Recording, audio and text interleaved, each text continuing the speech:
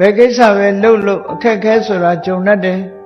အဲ့ဒီကြုံလာတဲ့အခက်ခဲတွေကိုဖြတ်ကျော်ဖို့ဆိုတာလူတွေမှာသိခံရတဲ့အနေအထားမျိုးတွေရှိတယ်ဘာတွေကိုသိခံရတာတော့လို့ဆိုရင်ရာသီဥတုဒဏ်ကိုသိခံရတယ်ကိုယ်နဲ့ဆက်ဆံတဲ့ပုဂ္ဂိုလ်တွေရဲ့အပြောအဆိုကိုလည်းသိခံရတယ်ယောဂဝေဒနာဖြစ်ပေါ်လာလို့ရှိရင်လည်းယောဂဝေဒနာကိုသိခံရအဲ့ဒီသိခံမှုဆိုတဲ့မျိုးစုံအောင်သိခံ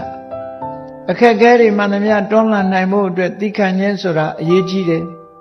ညာတော့အဖြစ်သိခံတယ်ဆိုတာလူတွေက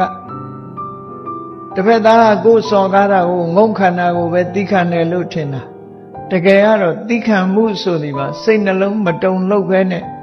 ဘဂတိအနေအထားမပြတ်အောင်ကိုယ်စိတ်ကိုထိန်းချုပ်နိုင်တဲ့စွမ်းရည်တတ္တိတစ်မျိုးကိုသိခံတယ်လို့ခေါ်တာအဲ့ဒါလို့မဟုတ်ပဲနဲ့ငုံခံယုံခံပြီးတော့စိတ်ထဲကမကြေမနပ်ဖြစ်နေရင်သိခံခြင်းဆိုတဲ့ခန္တီမဖြစ်ဘူးသိခံခြင်းဆိုဒီမှာအေးကိုယ်ကိုစော်ကားလည်းပဲဒီစကားကိုဖြောက်ပလိုက်တယ်ချက်ချင်းပဲပြန်ပြီးတော့လက်ခံစဉ်းစားတာတွေးတောတာတွေမလုပ်ဘူးတွေးတောတာမလုပ်ဘူးဒါဟာသိခံအပူဒဏ်အေးဒဏ်ဆာလောင်တဲ့အတန်တွေခက်ခဲပင်ပန်းမှုတွေအကုန်သိခံ